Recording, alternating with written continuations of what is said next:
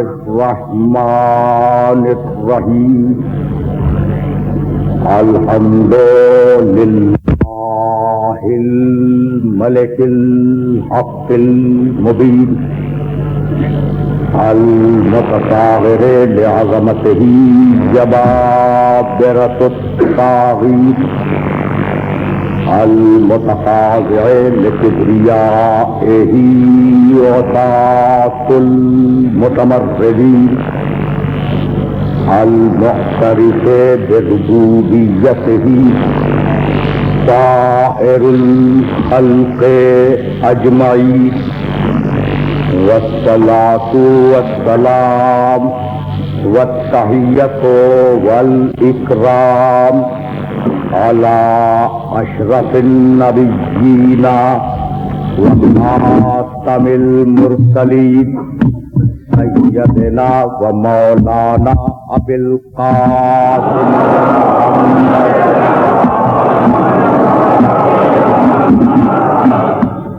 وأهل بيته الطيبين الطاهرين المعصومين المظلومين أما بعد فقد قال الله سبحانه وتعالى في محكم كتابه المبين بسم الله الرحمن الرحيم واللہ جعل لکم مما خلق ظلالا وجعل لکم من الجبال اکنانا وجعل لکم سرابیل تقیکم الحر وسرابیل تقیکم بأسکم کذالک یتم نعمتہ علیکم لعلکم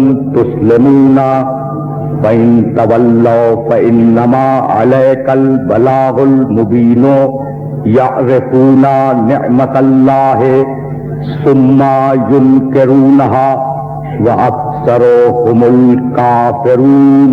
سلام.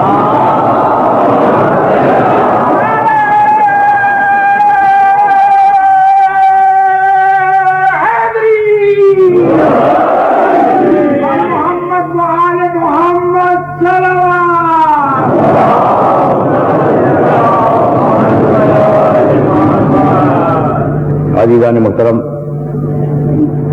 سلسلہ گفتگو یہ تھا کہ پروردگار عالم نے اپنی نعمتوں کو اس لیے نازل کیا کہ انسانیت اسلام کے دائرے میں آ جائے. بھرپور نعمتیں اس لیے اتاری گئی کہ ایک ایک انسان اسلام کو قبول کر لے. اسلام کی ہمگیری کو اور جامعیت کو اگر نگاہ غائب سے دیکھا جائے تو آپ کو اندازہ ہوگا کہ وہ دو چیزیں جو ایک ساتھ جمع نہیں ہو سکتی انہیں اسلام نے جمع کیا. یعنی میں کہنا یہ چاہ رہا ہوں کہ یورپ کے فلسفی ہوں یا ان سے پہلے یونان کے فلسفی، ان کا خیال یہ ہے کہ روح اور مادہ ایک ساتھ جمع نہیں ہو سکتے. روحانیت اور مادیت ایک ساتھ جمع نہیں ہو سکتی. یعنی آسان لفظوں میں جسم اور روح کو جمع نہیں کیا جا سکتا، اس لیے کہ دونوں کے تقاضے الگ الگ ہیں. اگر کوئی انسان جسم کی طلب کو پورا کرنے لگے تو وہ روحانی انسان نہیں ہے، مادی اور جسمانی انسان ہے. اور اگر کوئی انسان روح کی طلب کو پورا کرنے کے بجائے جسم کی طلب کو پورا کرے وہ جسمانی، اور اگر جسم کی طلب کو پورا کرنے کے بجائے روح کی طلب کو پورا کرے وہ روحانی انسان ہے. یہی سبب ہے کہ جب انسانیت دو حصوں میں تقسیم ہوئی، ایک وہ گروہ جو روحانیت کی طرف جا رہا تھا اور دوسرا وہ گروہ جو مادیت کی طرف جا رہا تھا، تو وہ جو روحانیت کی طرف جا رہا تھا اس نے دنیا چھوڑی، جنگل آباد کیے، پہاڑوں کے غار آباد کیے، جنگلوں میں دیر بنائے، پیگوڈا بنائے، بستیاں چھوڑی، شہروں کو ترک کر دیا اور اللہ کی عبادت میں مشغول ہو گئے۔ تو ایک گروہ دینداروں کا گروہ جس نے شہر چھوڑے، جنگل آباد کیے، اور دوسرا گروہ دنیا داروں کا گروہ جنہوں نے شہروں کو آباد کیا، اپنے جسمانی ضروریات کو دیکھا، ان جسمانی ضروریات کو پورا کیا۔ تو اب دو حصوں میں دنیا تقسیم ہوئی، روحانی گروہ والے جنگلوں میں، مادی گروہ والے شہروں کے اندر۔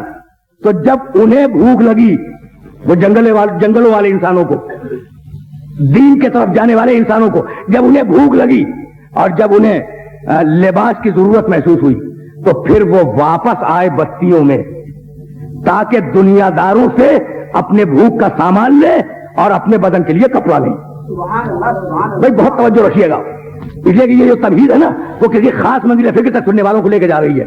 بھائی انسانیت دو حصوں میں بٹ گئی، ایک وہ جو جنگلوں میں چلے گئے جنہوں نے دنیا چھوڑ دی، دوسرے وہ جنہوں نے دنیا کو آباد کیا۔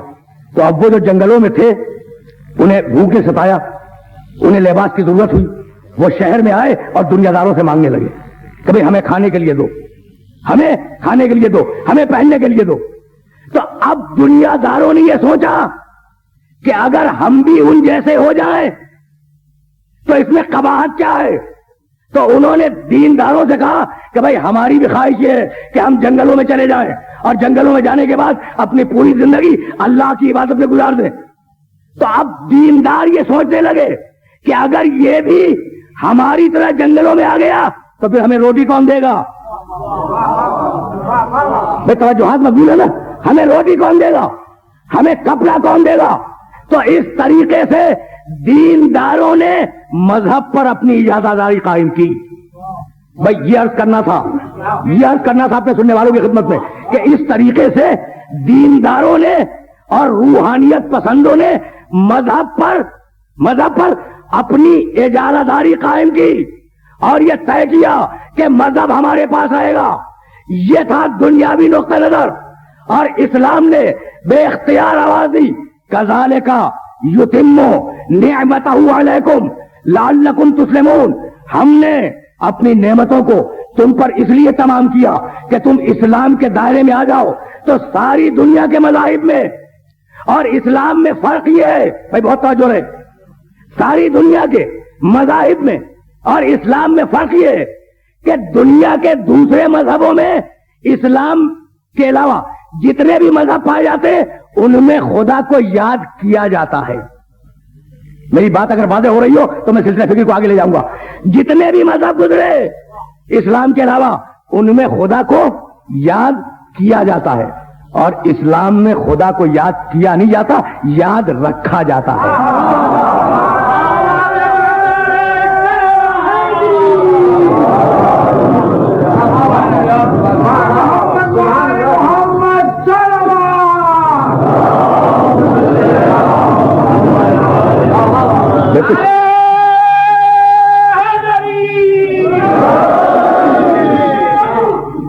یہی فرق تو اپنے سننے والوں کی خدمت میں پیش کرنا چاہ رہا تھا۔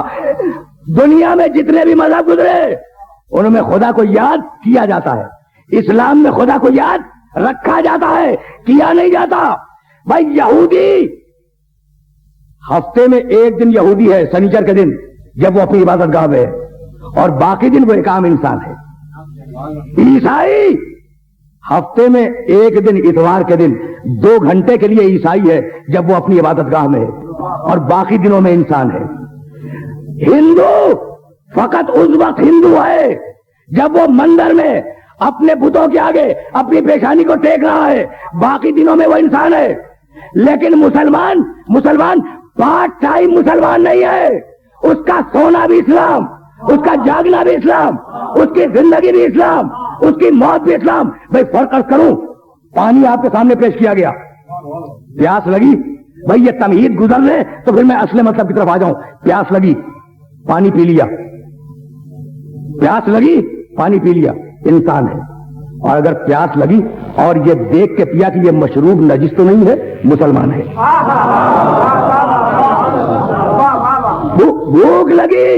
بھوک لگی کھانا کھا لیا، اپنے شکم کی آگ کو بجھانے کے لیے جو ملا وہ کھا لیا، انسان ہے. اور یہ دیکھ کے کھایا کہ کہیں حرام تو نہیں ہے، مسلمان ہے. تو اب یہ نجس تو نہیں ہے، یہ حرام تو نہیں ہے، یہ غلط تو نہیں ہے. یہ تصور کہاں سے آیا؟ یہ تصور دیا اسلام نے کہ بھائی جو عمل مرضی الہی کے مطابق ہو وہ اسلام.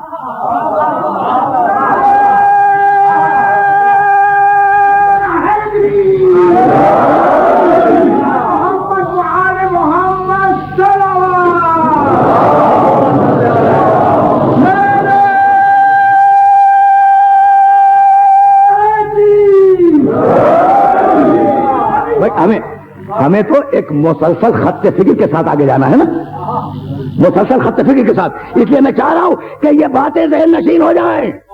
بھائی دوسرے مذہبوں میں مذہب اور ہے، پیشہ اور ہے. اب دیکھیں میں نے بات کو بدل دیا. دوسرے مذہبوں میں مذہب اور پیشہ اور. وہ ہوگا کسی مذہب پر مگر انجینئر ہے، وہ ہوگا کسی مذہب پر مگر ڈاکٹر ہے، وہ ہوگا کسی مذہب پر مگر وہ صنعت کار ہے، تاجر ہے. اسلام میں پیشے میں اور مذہب میں فرق نہیں ہے. بھائی بہت توجہ رہے، پیشے میں اور مذہب میں فرق نہیں ہے. زندگی کے کسی عمل میں اور مذہب میں فرق نہیں ہے. اگر کھانا اس لیے کھایا کہ پیٹ کی آگ بجھ جائے تو وہ انسان ہے، اور اگر کھانا اس لیے کھایا کہ اس نے کھانے کو واجب کیا ہے تو مسلمان ہے اور عبادت کر رہا ہے.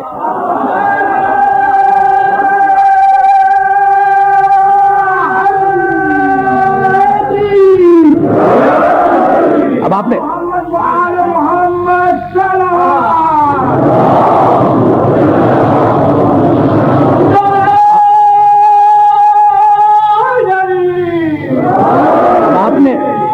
آپ نے ملاحظہ فرمایا کہ عبادت اسلام میں کتنی آسان ہے. عبادت اسلام میں کتنی آسان ہے. بھائی کھاؤ، اگر قربتاً اللہ کی نیت سے کھا رہے ہو یہی عبادت ہے. پیو، اگر قربتاً اللہ کی نیت سے پی رہے ہو یہی عبادت ہے. بھائی میں کہنا یہ چاہ رہا ہوں کہ فریضے دو ہیں، ایک فریضہ اللہ کا، ایک فریضہ بندوں کا. اللہ کا فریضہ یہ کہ وما من دابۃ فی السماء والارض الا علی اللہ رزقها. بھائی دیکھو تمہارے رزق ذمہ داری ہم نے لی، ہمارا کام ہے تمہیں رزق دینا اور تمہارا کام ہے عبادت کرنا. بھائی عجیب بات ہے، ایک فریضہ بندوں کا، ایک فریضہ اللہ کا. ہمارا کام ہے تمہیں رزق دینا اور تمہارا کام ہے عبادت کرنا. اور اب یہ عجیب انسان ہے کہ وہ کام جو اللہ کا ہے رزق دینا اس کے پیچھے تو بھاگ رہا ہے، اس کے پیچھے تو بھاگ رہا ہے اور کہتا یہ کہ اگر فرصت ہوگی تو عبادت بھی کر لیں گے. بھئی یہی ہے نا مزاج. تو اب جملہ سنیں اور ہمیشہ کے لیے یاد رکھیں کہ تم اپنے ہر عمل کو عبادت بنا سکتے ہو، چاہے وہ کھانا ہو، چاہے وہ پینا ہو، چاہے وہ لباس پہننا ہو، چاہے وہ سونا ہو، چاہے وہ جاگنا ہو. دنیا میں کتنے شمشیر زن گزرے، دنیا میں کتنے تلوار کے دھنی گزرے، دنیا میں کتنی تلواریں چلی اور ہر تلوار کی کاٹ کا نام ضربت تھا، ہر تلوار کی کاٹ کا نام ضربت تھا. لیکن جب مرضی الہی کے مطابق بنی تو ثقلین کی عبادت سے افضل ہوئی ہے نہیں.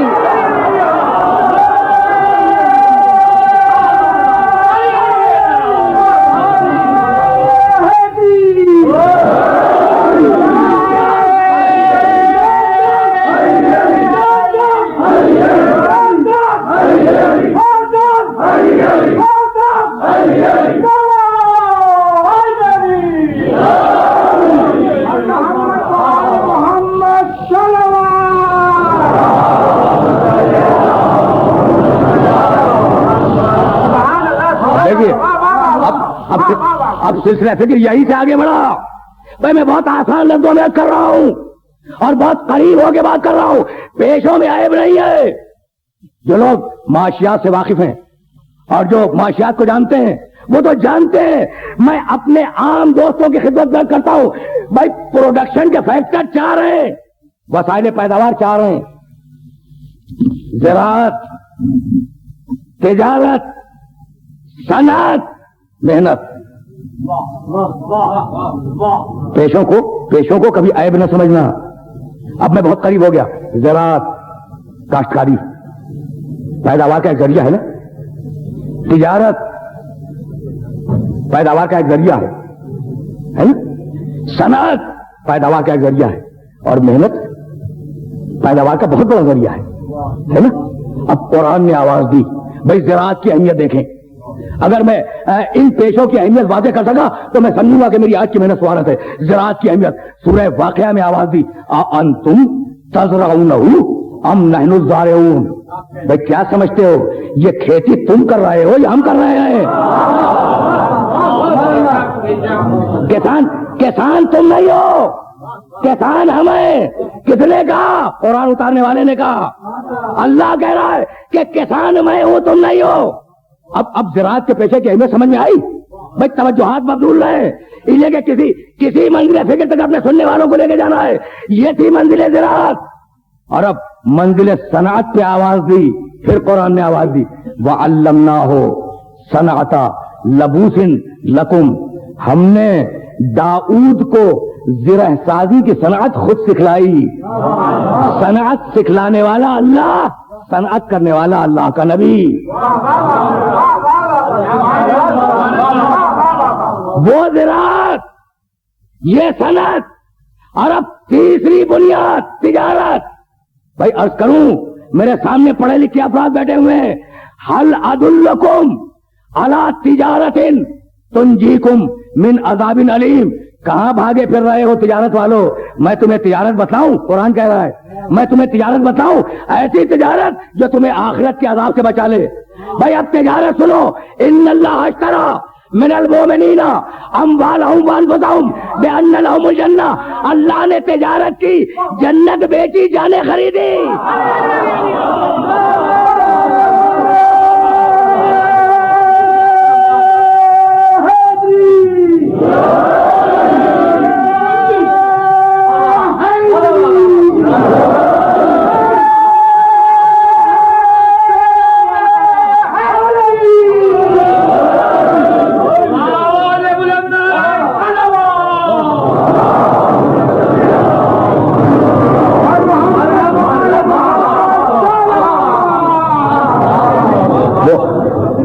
وہ اور تھے بھائی. اب تمہید کو جوڑ لیں اس منزل پر. وہ اور تھے جو دنیا چھوڑ کر جنگلوں میں چلے گئے. یہاں پروردگار کہہ رہا ہے زراعت ہم کرتے ہیں, صنعت ہم سکھلاتے ہیں, تجارت ہم کرتے ہیں. ہم نے جنت بھیجی, مومنوں کے جان و مال کو خریدا. بھائی اگر سمجھنا ہو, توجہات پر دور رہے کہ زراعت کیا ہے, صنعت کیا ہے, تجارت کیا ہے, تو اسے دیکھو جو تاریخ اسلام میں اکیلا ہے. کبھی ہم نے اسے یہودی کے باغ میں زراعت کرتے دیکھا.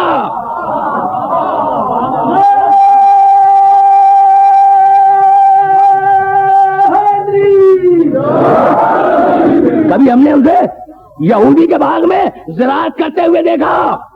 کبھی ہم نے نبی کی کفش دوزی کی صنعت کرتے ہوئے دیکھا, اور کبھی ہم نے اسے میسم تمار کی دکان پر خورمے کی تجارت کرتے ہوئے دیکھا.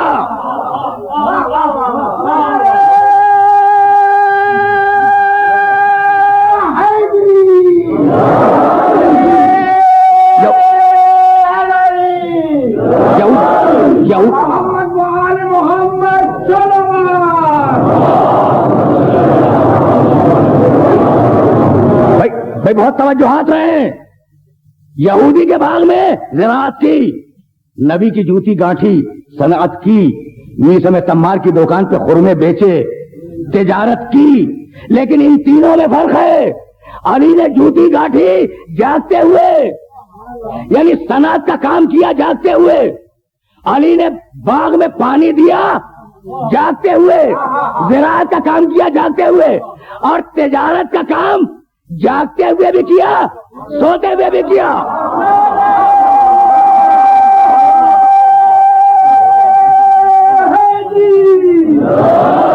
تجارت کا کام جاگتے ہوئے بھی کیا, سوتے ہوئے بھی کیا. بھائی اگر جاگتے تجارت دیکھنی ہو تو میسم کی دکان پہ دیکھنا, اگر سوتے ہوئے تجارت دیکھنی ہو تو محمد کے بستر پہ دیکھنا.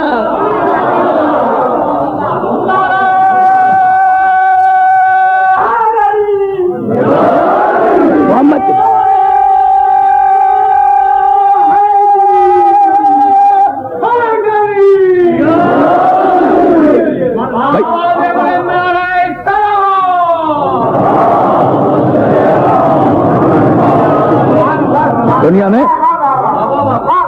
دنیا میں سوتے ہوئے کسی نے تجارت نہیں کی ہوگی, سوتے ہوئے کسی نے تجارت نہیں کی ہوگی. بھائی آیت میں یہ نہیں ہے, بھائی بہت توجہ, پڑھے لکھے لوگوں کو مخاطب کر رہا ہوں, آیت میں یہ نہیں ہے کہ اللہ نے خریدا, نہیں. وَمِنَ النَّاسِ مَن يَشْرِي نَفْسَهُ, اس نے بیچا جب اس نے خریدا.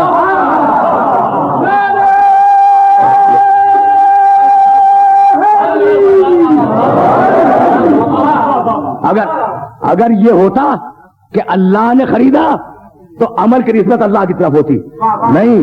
آیت میں یہ نہیں ہے. وَمِنَ النَّاسِ مَن يَشْرِي نَفْسَهُ ابْتِغَاءَ مَرْضَاتِ اللَّهِ, بندوں میں ایک بندہ ایسا بھی ہے جس نے نفس بیچا. ابتدا ادھر سے ہو رہی ہے, توجہ رہے, نفس بیچا, مرضی خریدی. اب مجھے جملہ کہنے کی اجازت ہے کہ بھائی اگر یہ کوئی غیر اہم کام ہوتا تو قرآن اس کا تذکرہ نہ کرتا. کیوں؟ اس لیے کہ قرآن کے پاس کام بہت ہے, فرصت بہت کم ہے. بھائی یہ جملہ ذہنوں میں محفوظ ہو جائے. قرآن کے پاس کام بہت ہے, قیامت تک کی باتیں بتانی ہیں, اور قرآن کے پاس فرصت بہت کم ہے, قرآن کے پاس جگہ بہت کم ہے. بھائی حد تو یہ ہے کہ قرآن میں 1,24,000 پیغمبروں کے نام بھی نہیں ہیں. کل 27 یا 28 پیغمبروں کے نام قرآن مجید میں ملتے ہیں. اب کون نام گناتا پھرے, کس کے پاس اتنی فرصت ہے؟ نہیں ہے نا فرصت قرآن کے پاس. تو قرآن فقط اسی کو ذکر کرتا ہے. قرآن فقط اسی کو ذکر کرتا ہے جو انتہائی اہم ہو. تو اب اہمیت کیا تھی؟ بھائی توجہ رہے, اہمیت کیا تھی؟ نفس بیچا. بھائی بہت توجہ کیجیے گا. نفس بیچا, مرضی خریدی, بے نامہ مکمل ہوا. نفس بیچا, مرضی خریدی, بے نامہ مکمل ہو گیا. بے نامے وہ کہتے ہیں سیل ڈیڈ. سیل ڈیڈ مکمل ہو گئی, بے نامہ مکمل ہوا. اب نفس وہاں ہے, مرضی یہاں ہے. بھائی توجہ, نفس وہاں ہے, مرضی یہاں ہے. تو اب اگر کوئی خدا کو راضی کرنا چاہے تو اسے راضی کرے, اور اگر کوئی علی سے بیعت لینا چاہے تو اس سے جا کے لے.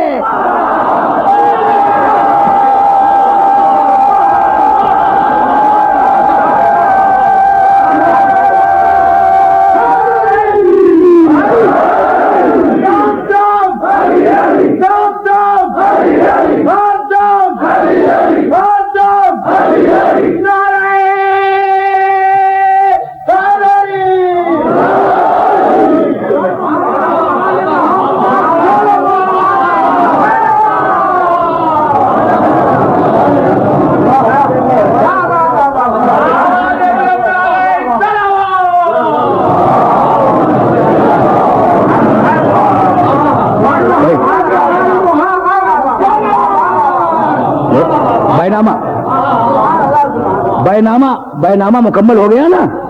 نفس وہاں ہے, مرضی ادھر ہے. اب اگر خدا کو راضی کرنا ہو اسے راضی کرو, اور اگر اس سے بیعت لینی ہو تو نفس تو وہاں جا چکا ہے نا, جاؤ. اگر ہمت ہو تو اس سے جا کے بیعت لو. تو یہ منزل کی تجارت تھی. میں سلسلہ فکر کو آگے لے جانا نہیں چاہ رہا ہوں. زراعت دیکھی, بہت توجہ رہے. انتم تزرعونہ ام نحن الزارعون. کیا سمجھتے ہو, گھمنڈ کر رہے ہو کہ تم نے کاشتکاری کی؟ نہیں, کسان ہمیں. اللہ کہہ رہا ہے وَعَلَّمْنَاهُ صَنْعَةَ لَبُوسٍ لَكُمْ. دیکھو, صنعت کو حقارت کی نگاہ سے نہ دیکھنا. ہم نے اپنے نبی کو صنعت سکھلائی تھی. معلم ہمیں, متعلم ہمارا نبی ہے. اور دیکھو تجارت کو کبھی حقارت کی نگاہ سے نہ دیکھنا. اب تین سوچ آپ کو سمجھ میں آ گئے. بھائی زراعت, صنعت, تجارت. چوتھا کیا تھا؟ میرا سارا محترم مجمع کہہ رہا ہے محنت. اب وہ محنت تو کر ہی نہیں سکتا. زراعت کر سکتا ہے, تجارت کر سکتا ہے, صنعت سکھلا سکتا ہے، محنت نہیں کر سکتا. کیوں؟ اس لیے کہ وہ اللہ جو ایک کن سے پوری کائنات بنا دے،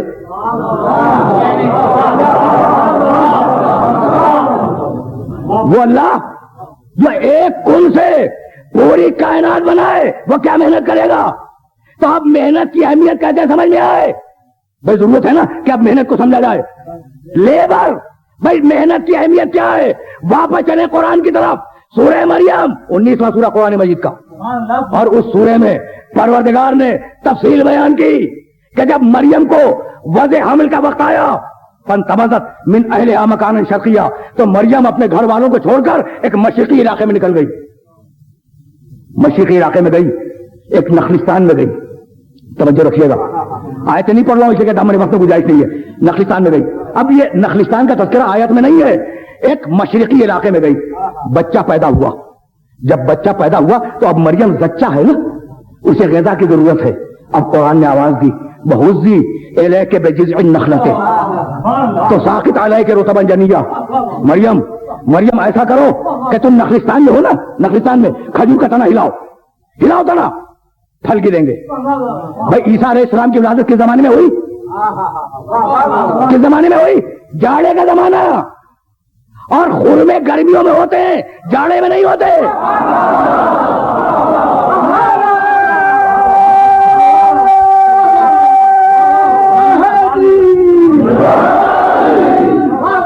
بھائی میرے ساتھ چلتے رہے.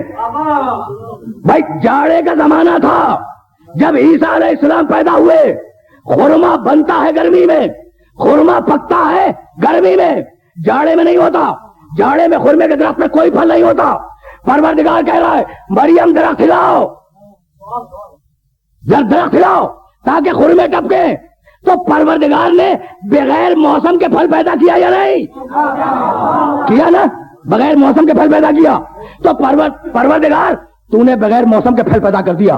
تو اے بغیر موسم کے پھل پیدا کر دینے والے، اے بغیر موسم کے پھل پیدا کرنے والے، جب پھل پیدا کر دیا تو گرا بھی دے. یہ ہلانے کی شرط کیا ہے؟ تو محنت تم کرو، رزق میں لوں گا.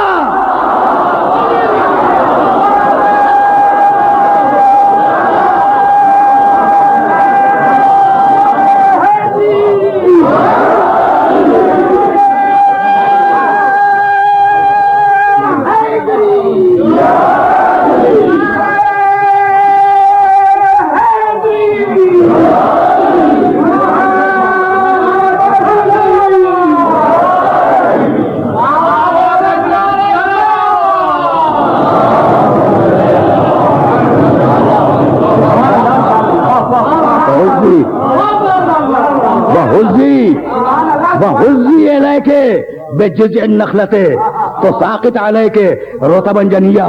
یہ محنت کی اہمیت ہے. مریم درخت کو ہلاؤ، محنت کرو، رزق کا وعدہ میرا ہے نا. تو اب محنت کی پھل گرا. بھائی جہاں محنت ہوگی وہاں اجرت ہوگی. جہاں محنت ہوگی، بھائی قرآن اور اتمام نعمت، عنوان تو ذہن میں محفوظ ہے نا، قرآن اور اتمام نعمت. جہاں محنت ہوگی وہاں اس کا ثمر ہوگا، جہاں محنت ہوگی وہاں اس کی اجرت ہوگی. اسی لیے پیغمبر نے کہا کہ دیکھو یہ جو مزدور ہے نا، پسینہ خشک ہونے سے پہلے ان کی اجرت ان کے ہاتھ پر رکھ دو. کیا اہمیت ہے، کیا اہمیت ہے مزدور کی. پسینہ خشک نہ ہو، مزدور کے ہاتھ پہ اس کی اجرت رکھ دو. کیوں؟ اس لیے کہ اس نے محنت کی. تو 2 روپے کے مزدور کی اہمیت کہ پسینہ خشک ہونے سے پہلے اس کی اجرت اسے مل جائے. اور محمد جو عالمین کی ہدایت کا فریضہ انجام دے گیا، نہیں بات واضح نہیں ہوئی. بھائی عام مزدور کی اجرت پسینہ خشک ہونے سے پہلے اس کے ہاتھ پہ رکھ دو. تو محمد سے بڑا کوئی مزدور ہوگا؟ کائنات کا سب سے بڑا مزدور اللہ کی مزدوری کر رہا ہے اور قیامت تک کی ہدایت کا فریضہ انجام دینے کے لیے آیا ہے. بھائی اس کی اجرت دینی ہے یا نہیں؟ اور پسینہ خشک ہونے سے پہلے دینی ہے. بھائی اسی لیے کہا کہ غدیر کی دوپہر میں لوں گا، ٹپکتے ہوئے پسینے میں لوں گا. من کن تو مولا بازاری مولا.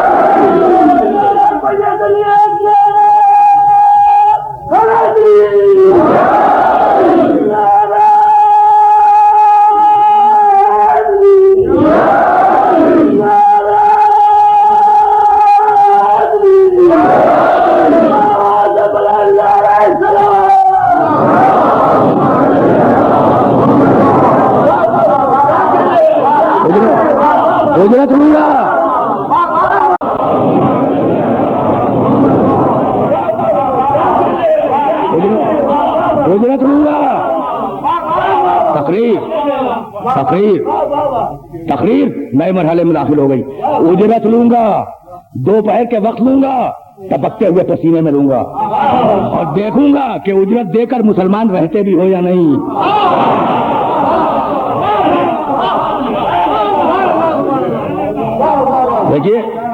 دیکھیے مشیت کے مزاج میں شکن ہے, مشیت کی تیوریوں پہ بل ہے. یا ایھا رسول بلغ, ہزار مرتبہ کی سنی ہوئی آیت ہے. یا ایھا رسول بلغ ما انزل الیک من ربک وان لم تفعل فما بلغت رسالتہ واللہ یعصمک من الناس. یا ایھا رسول بلغ, رسول پہنچا دو, بلغ پہنچاؤ. پورے قرآن میں بلغ ایک ہی جگہ پہ ہے, کبھی عرض کر چکا ہوں. پورے قرآن میں بلغ ایک ہی جگہ پہ, دو لفظ ہیں, اور دونوں لفظ آپ کی اردو زبان میں استعمال ہوتے ہیں. ابلاغ, ذرائع ابلاغ, وسیلہ ابلاغ بولتے ہیں. تبلیغ, تبلیغی جماعت تو سنا ہوگا.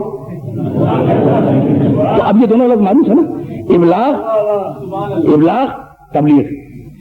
ابلاغ سے بنے گا ابلغ, پہنچاؤ, اور تبلیغ سے بنے گا بلغ, پہنچاؤ. فرق کیا ہے؟ یہ نہیں کہا کہ یا ایھا رسول ابلغ, رسول ابلاغ کرو, نہیں. یا ایھا رسول بلغ, رسول تبلیغ کرو, ہے نا. ابلاغ اور تبلیغ کا فرق سمجھ میں آ گیا. ایسے ہی دو لفظ اور ہیں, انزال, تنزیل, اور دونوں قرآن میں استعمال ہوئے. بسم اللہ الرحمن الرحیم, انا انزلناہ فی لیلۃ القدر, یہ انزال. نحنو, ہم نے قرآن کو نازل کیا قدر کی رات میں, یہ انزال. نحنو نزلنا علیک القرآن تنزیلا, ہم نے قرآن کو نازل کیا تنزیل کے ساتھ. تو اب انزال کے معنی پورا قرآن ایک ساتھ بھیج دینا, تنزیل کے معنی وقفے وقفے سے دہرانا. تو یہی تو کرنا چاہ رہا ہوں. یعنی میں نے قرآن سے مثالیں اسی لیے پیش کی کہ یہ بات میرے محترم سننے والوں تک پہنچ جائے, جو بات پہنچانا چاہ رہا ہوں. انزال, پورا قرآن ایک مرتبہ اترا ہے, انزال ہے, اور وقفے وقفے سے اترے تنزیل ہے. ایک مرتبہ پہنچائے ابلاغ ہے, وقفے وقفے سے پہنچائے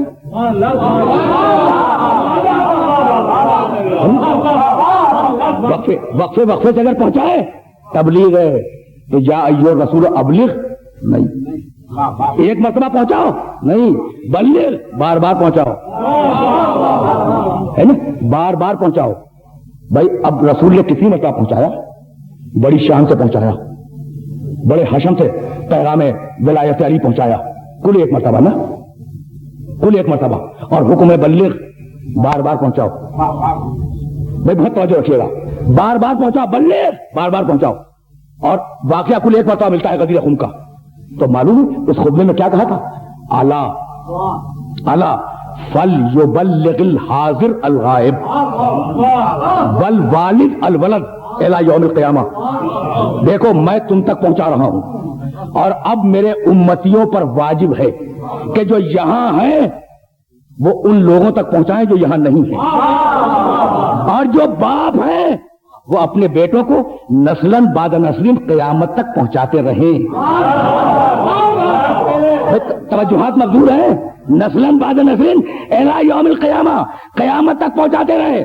تو پیغمبر نے ایک مرتبہ نہیں پہنچایا, قیامت تک کا بندوبست کیا. اب پہنچانے کے دو ہی طریقے ہیں کہ یا تو ذاتی طریقے سے میں آپ سے کہہ دوں اور یا ممبر سے اعلان عام کر دوں, تیسرا کوئی طریقہ ہو تو آپ بتلا دیں. بھائی کسی بات کو پہنچانے کے دو ہی تو طریقے ہیں نا, کہ یا تو میں فردن فردن ہر ایک سے الگ الگ کہوں, اور یا اجتماعی طور پر مائکرو فون سے کہہ دوں. تیسرا تو کوئی طریقہ نہیں ہے نا. تو اب ولایت علی کا اعلان تو کرنا ہے, کرنا ہے نا بھائی, بہت توجہ رہے. ولایت علی کا اعلان کرنا ہے, اور دونوں طریقوں سے کرنا ہے, ذاتی طریقے سے بھی اور اجتماعی طریقے سے بھی. اسی لیے ذاتی طریقے سے کلمے میں آیا علی ولی اللہ, اور اجتماعی طریقے پر اذان میں آیا اشہد ان علی ولی اللہ.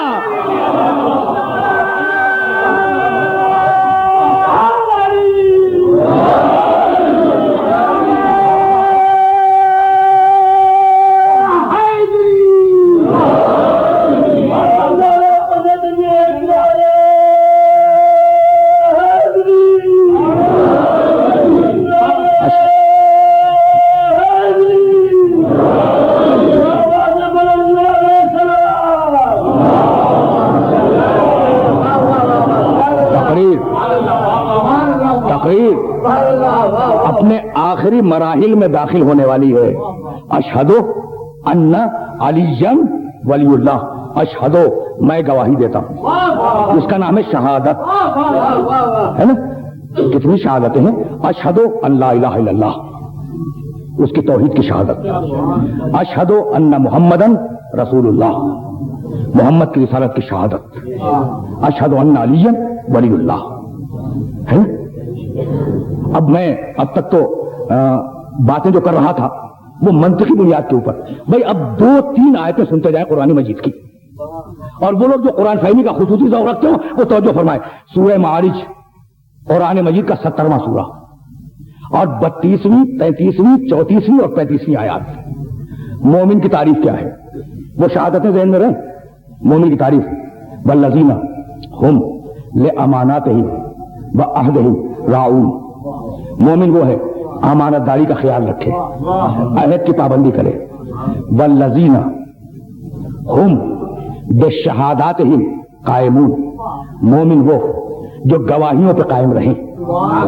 بھائی توجہ رہے. والذین ہم بشہاداتہم قائمون. مومن وہ جو گواہیوں پہ قائم رہیں. والذین ہم علی صلاتہم یحافظون. اور مومن وہ جو نماز کی حفاظت کریں. اولئک فی جنات مکرمون. ہم وعدہ کرتے ہیں کہ ایسے لوگوں کو جنت دیں گے. بھائی کنہیں؟ جو نماز کی پابندی کریں, اور اس سے پہلے کیا ہے, جو گواہیوں پہ قائم رہے. شہادت کا لفظ نہیں ہے, شہادت. اور شہادات میں کم سے کم 3 گواہیاں. شہادت 1, شہادتین 2, شہادات 3. تو 2 گواہیاں تو ہر مسجد سے سنی جاتی ہے. یہ تیسری گواہی کا تلاش کریں.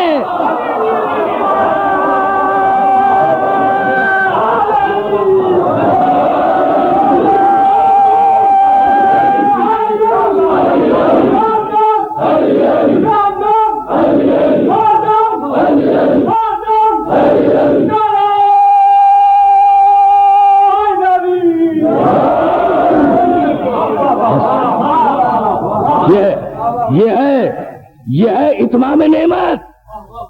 یہ ہے اتمام نعمت کہ ایک ہادی جاتے ہوئے دوسرے ہادی کا تعارف کراتا جا رہا ہے. یہ ہے مقام ولایت مطلقہ, جہاں قید نہیں ہوتی. ولی کے لیے قید نہیں ہے کہ فلاں کام کر سکتا ہے فلاں کام نہیں کر سکتا. ولایت مطلقہ کا مطلب یہ کہ ہر شے اس کے دسترس میں ہو, ہر شے اس کے تصرف میں ہو. اب میں کیا عرض کروں, جب بات یہاں تک آ گئی تو عرض نہیں کرنا تھا, لیکن جملہ سنتے جائیں. حضرت فاروق اعظم رضی اللہ تعالی عنہ نے ایک موقع پر ایک جملہ کہا. کہنے لگے کہ خدا وہ دن نہ دکھائے کہ جب کوئی مشکل پیش آئے اور ابو الحسن موجود نہ ہو. بھائی ولایت مطلقہ کی منزل ہے اور معرفت ہے, بزرگوں کو علی کی معرفت ہے. من معضلۃ لیس لہا ابو الحسن. خدا وہ دن نہ دکھائے, بھائی بہت توجہ رہے, خدا وہ دن نہ دکھائے کہ جب کوئی مشکل پیش آئے اور حل کے لیے علی موجود نہ ہو. معضلہ, معضلہ میم عین ضاد لام ہائے اول, معضلہ کے معنی مشکل. بھئی یہ نہیں کہا حضرت فاروق اعظم رضی اللہ تعالیٰ عنہ کا. یہ جملہ مبارک قدردانی کا بولتا ہوا ثبوت ہے. قدردانی کا بولتا ہوا ثبوت ہے. تو یہ نہیں کہا کہ خدا وہ دن نہ دکھائے کہ کوئی مسئلہ پیش آ جائے اور علی نہ ہو. یہ نہیں کہا, اس لیے کہ مسئلے کا جواب دینے والا عالم. خدا وہ دن نہ دکھلائے کہ جب کوئی حدیث سمجھ میں نہ آئے اور علی نہ ہو. حدیث کو سمجھانے والا محدث. یہ نہیں کہا کہ خدا وہ دن نہ لائے کہ جب آیت سمجھ میں نہ آئے اور علی نہ ہو. اس لیے کہ آیت سمجھانے والا مفسر کہنے لگے خدا وہ دن نہ لائے کہ کوئی مشکل پیش آئے اور علی نہ ہو. مشکل کو حل کرنے والا مشکل کشا.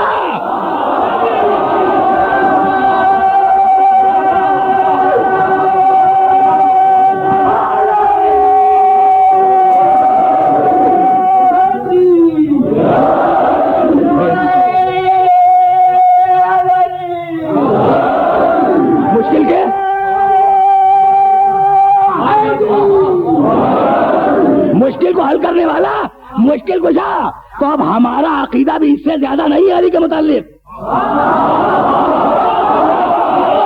یہی ہے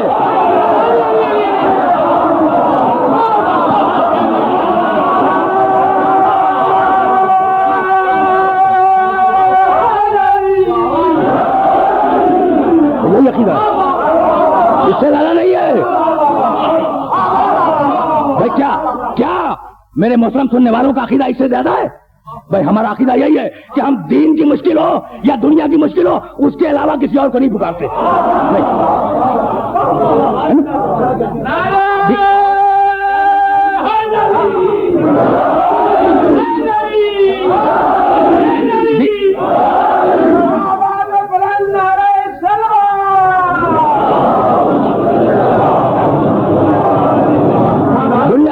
دنیا کی مشکل ہو جب یا علی، دین کی مشکل ہو جب یا علی، اس لیے کہ مشکل کشا ایک ہی ہے.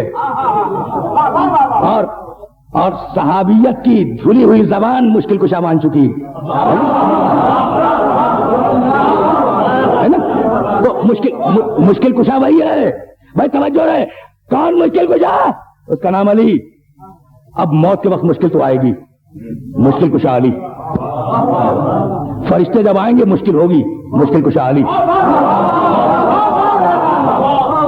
جب اٹھو گے میدان حشر میں تو مشکل کا وقت ہوگا، مشکل کشا علی. جب میزان پہ جاؤ گے تو نامہ اعمال جب ہاتھ میں دیا جائے گا مشکل ہوگی، مشکل کشا علی.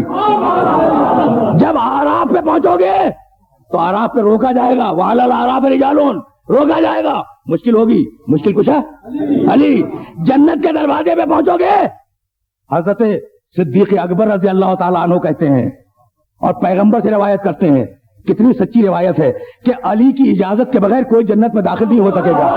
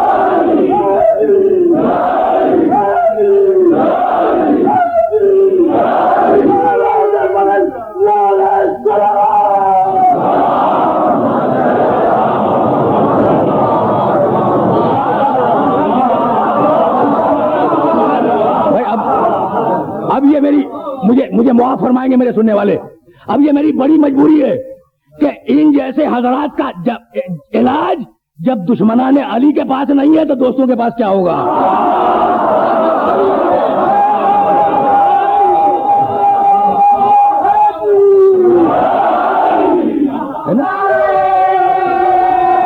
اب یہ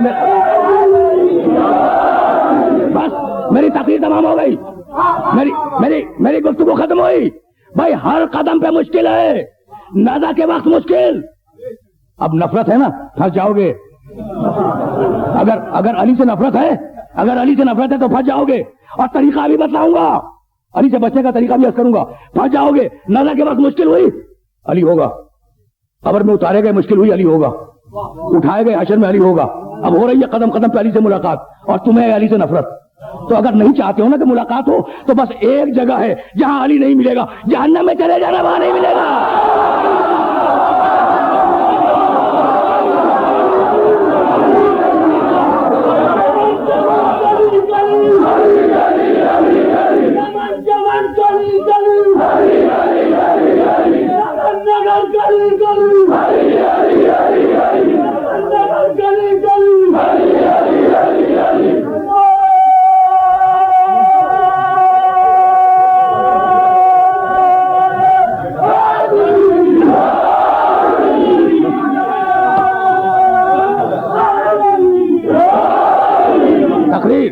تقریر تمام ہو گئی.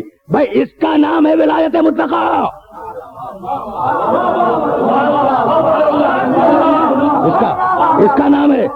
اس کا نام ہے ولایت مطلقہ. اور ولایت مطلقہ علی پہ رکی نہیں، نسلن بعد نسلن آگے بڑھی. بھائی چھوٹا سا ایک واقعہ سنیں اور مجھے اجازت دے دیں. تجرید بخاری میں یہ واقعہ موجود ہے اور اردو میں ترجمہ کتاب کا اویلیبل ہے. ولایت مطلقہ جا رہی ہے آگے. جہاں ولایت جائے وہاں فضائل جائیں گے، جہاں فضائل جائیں گے وہاں نورانیت رسول جائے گی، ہے نا. اب عرض کروں، دو شخص ہیں، ایک خاتون ایک ان کے شوہر، اور دونوں جلیل القدر ہیں، اور بڑے ناز سے یہ بات ہو رہی ہے کہ میں افضل یا تم افضل. شوہر نے کہا میں افضل، میں بہت پرانا ساتھی ہوں رسول کا. کہا میں افضل، میں نے رسول کی بڑی خدمت کی ہے. اب زوجہ کہہ رہی ہے، کہا نہیں میں افضل، میں نے سفر میں، حضر میں، ہجرت میں، غیر ہجرت میں ساتھ دیا ہے، جنگ میں، میں افضل. کہا میں نے رسول کے گھر آنے کی خدمت کی ہے، میں افضل. اب بحث ہو رہی ہے نا. اب انہوں نے اپنے فضائل گنائے، انہوں نے اپنے فضائل گنائے، اور فضائل ہیں کہ ختم ہونے میں نہیں آ رہے ہیں. اب بڑے لوگ ہیں نا، شخصیتیں بڑی ہیں، شوہر بھی بڑی شخصیت اور بیوی بھی بڑی شخصیت. کہا کہ جب بہت بحث طویل ہو گئی تو کہا کہ چلو رسول اللہ سے فیصلہ کروا لیں کہ یا رسول اللہ ہم دونوں میں سے کون افضل. بھائی عجیب و غریب مسئلہ ہے، تاریخ میں جا کے دیکھیے گا. میں نے رسول کے ساتھ جنگوں میں شرکت کی. میں نے بہت پہلے جب لوگ کافر تھے تو رسول پہ اسلام کو قبول کیا اور رسول کی رسالت کو مانا. میں نے ہجرت میں، غیر ہجرت میں، سفر میں، حضر میں ساتھ دیا. اور ادھر زوجہ فرما رہی ہیں میں نے رسول کی خدمت کی، رسول کے گھرانے کی خدمت کی، میں نے دن رات ایک کر دیا رسول کی خدمت میں، میں افضل. تو کہا کہ بھائی اب یہ فیصلہ تو ممکن نہیں ہے، اب چلو رسول سے فیصلہ کروا لیں. آئے دونوں اور کہا کہ یا رسول اللہ ہم دونوں میاں بیوی میں یہ بحث ہے کہ ہمیں افضل کون ہے. کہا تمہاری بیوی افضل ہے. بھائی بس میری تقریر تمام ہو گئی، تمہاری بیوی تم سے افضل ہے. کہا یا رسول اللہ دلیل؟ یہ ہے ایمان بے رسالت کے، رسول سے دلیل مانگی جا رہی ہے.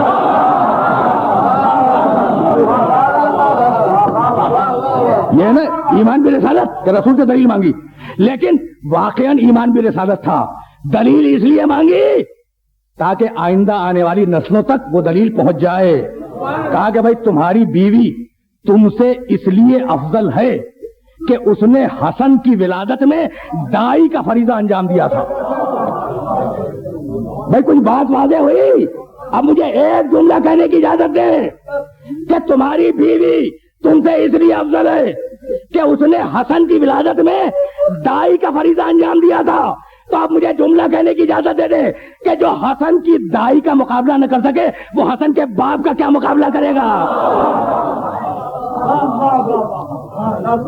کچھ بات واضح ہوئی.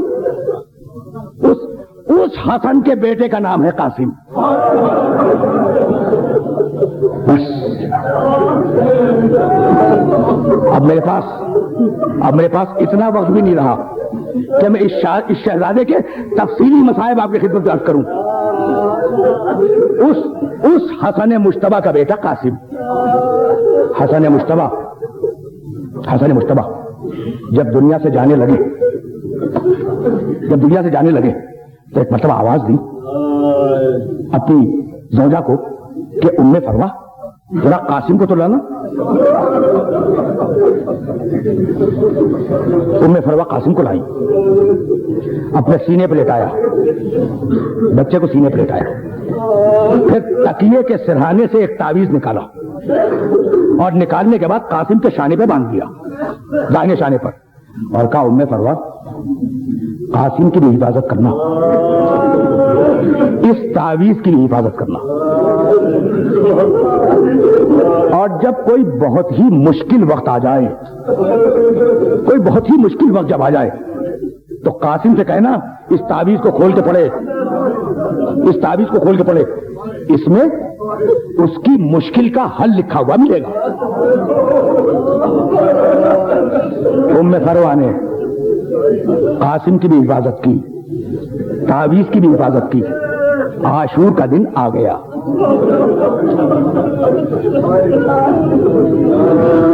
معلوم ہے نا، کمسن بچہ ہے، نابالغ ہے، چھوٹا ہے، لیکن پہلا اور آخری کردار ہے تاریخ کربلا کا، جس نے ہر شہید کے جانے پہ کہا چچا جان مجھے اجازت دیجیے. اصحاب میں سے کوئی گیا، کہا چچا جان مجھے اجازت دیجیے. حسین نے کہا نہیں بیٹے. کوئی اور گیا، کہا چچا جان مجھے اجازت دیجیے. کہا نہیں. اولاد عقیل گئی، چچا جان مجھے اجازت دیجیے. نہیں. عباس کے بھائی گئے، چاچا جان مجھے اجازت دیجیے، نہیں ملی۔ اب وقت تو ڈھلتا جا رہا ہے نا، جب اجازت نہیں ملی تو ایک مرتبہ بچہ ماں کے خیمے میں آیا، اجکم اللہ، بچہ ماں کے خیمے میں آیا، چہرہ سرخ، آنکھیں ڈبڈبائی ہوئی۔ ماں نے صورت دیکھی، کہا قاسم قاسم کسی سے جھگڑا ہو گیا؟ کہا نہیں اماں نہیں۔ کہا پھر یہ تمہارے چہرے پر پریشانی کے آثار کیوں ہیں؟ کہا اماں کیا بتاؤں، چاچا جان مجھے جنگ کی اجازت نہیں دے رہے ہیں۔ اجکم اللہ، فقط 2-4 جملوں کی زحمت ہے۔ چاچا جان مجھے جنگ کی اجازت نہیں دے رہے ہیں، مجھے اجازت نہیں مل رہی ہے۔ کہا مت گھبراؤ، حسن ابن علی کی بیوہ ہے نا ام فروا، کہا مت گھبراؤ میں تمہیں اجازت دلواؤں گی۔ یہ کہہ کے برقع اٹھایا، پہنا، قاسم کا ہاتھ تھاما، خیمے سے باہر نکلی۔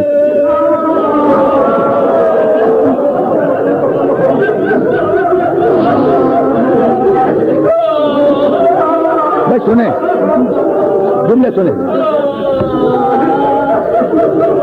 قاسم کا ہاتھ تھاما، خیمے سے حضرت ام فروا باہر نکلی۔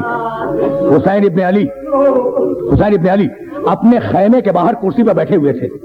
جیسے ہی حسین کی نگاہ پڑی کہ کوئی بیوی خیمے سے نکلی، وہ تو برقعے میں ہے نا، کوئی بیوی خیمے سے نکلی، گھبرا کے کھڑے ہو گئے، کہنے لگے عباس تمہاری زندگی میں کوئی بیوی خیمے سے نکلی ہے؟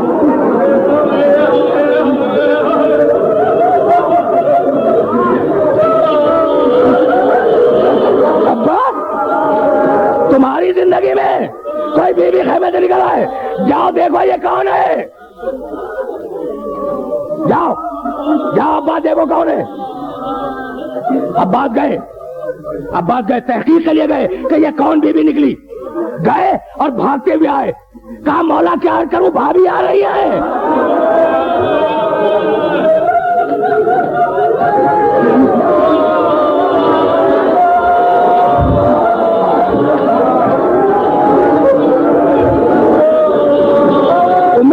ام فروا آ رہی ہے، بیوہ حسن آ رہی ہے۔ اتاری پیاری گھبرا کے 2 قدم آگے بڑھ گئے، بھاوج کو سلام کیا، سر کو جھکا کے کھڑے ہو گئے، قاسم کا ہاتھ آگے کیا، ام فروا نے قاسم کا ہاتھ آگے کیا، کہا حسین مرحوم بھائی کا ہدیہ قبول کرو۔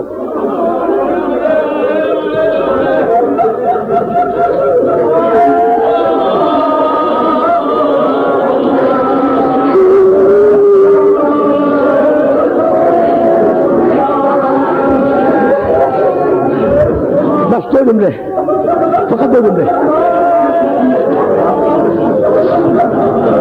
حسین مرحوم بھائی کا ہدیہ قبول کرو، بیوہ کا ہدیہ قبول کرو۔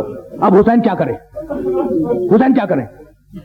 قبول نہیں کیا، سر کو جھکا، بھاوج ہے نا، سر کو جھکائے ہوئے کھڑے رہے۔